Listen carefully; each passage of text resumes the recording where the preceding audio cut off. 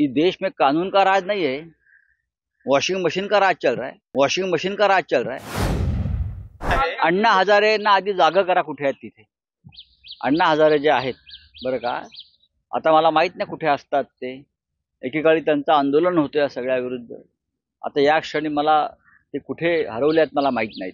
उद्धव ठाकरे यांनी एकतर्फी सांगलीमध्ये उमेदवारी घोषित करणं म्हणजे प्रॉब्लेमॅटिक झालेलं आहे. आता असं नाना पटोले काल बोलत होते, एकीकडे जागेसंदर्भात चर्चा सुरू आहे, दुसरीकडे अशा प्रकारे उमेदवारी जाहीर करणं हे प्रॉब्लेमॅटिक आहे. आम्ही त्यांच्याशी चर्चा करू, दिल्लीतल्या प्रमुख नेत्यांशी, नाना पटोलेंशी. त्या संदर्भात सांगली संदर्भात सविस्तर चर्चा झालेली आहे. नाना पटोले हे आमचे मित्र आहेत, काँग्रेस पक्षाचे अध्यक्ष आहेत. त्यातून मार्ग कसा काढायचा तो आम्ही पाहू. सर, इससे पहले भी आप कह चुके हैं कि ईडी, इनकम टैक्स और एजेंसीज का इस्तेमाल करके नेताओं को बीजेपी में शामिल कराया जा रहा है.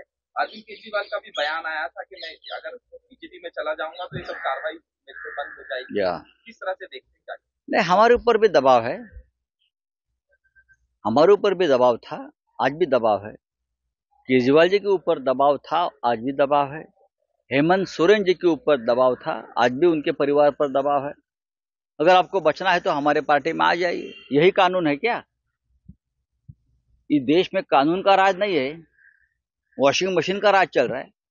अगर आपको जेल से बचना है तो हमारे पार्टी में आ जाइए. ये कौन सा कानून है, ये कौन सा संविधान है? हम झुकेंगे नहीं.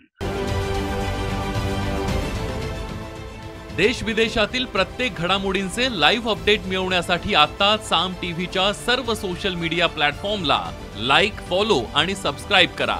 तसंच सर्व नोटिफिकेशनसाठी बेल आयकॉन प्रेस करायला विसरू नका.